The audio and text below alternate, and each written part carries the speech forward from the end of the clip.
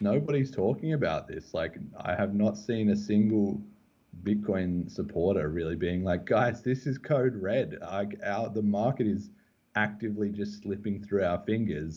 All they're worried about is, oh, the price went back up and maybe we're still in a bull market and we've still got 40 or 50% of the crypto market. Like, of course they will, as the trusted sort of brand name.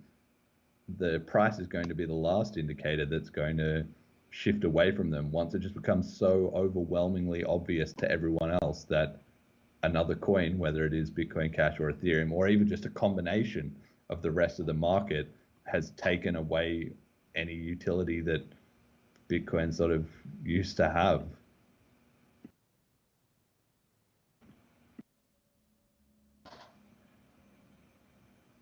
You cut out there.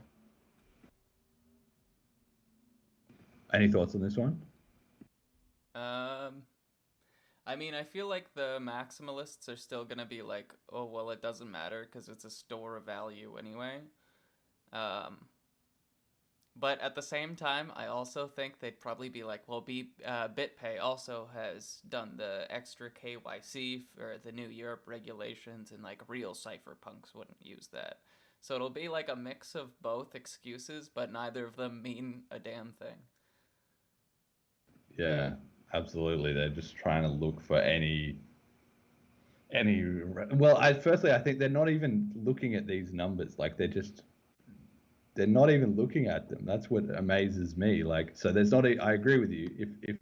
If presented with this kind of case, there would be a way of excusing it, or yeah, saying like, yeah, it doesn't matter because we're digital gold. So as long as everyone's still holding and, got their lotus meditation pose with their Bitcoin safely in its cold wallet, then the network is getting stronger and more valuable.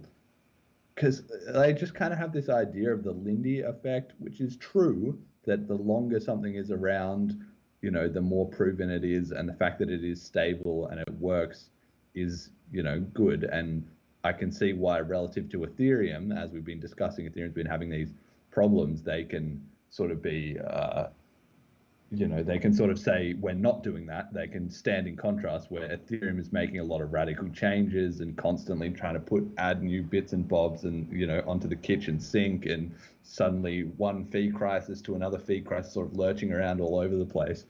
I can see why they're happy to say, look, we're just going to be stable and boring, and that's something that you can't copy no matter how much code you throw into it. Is you can't give people confidence in stability if you're always changing things.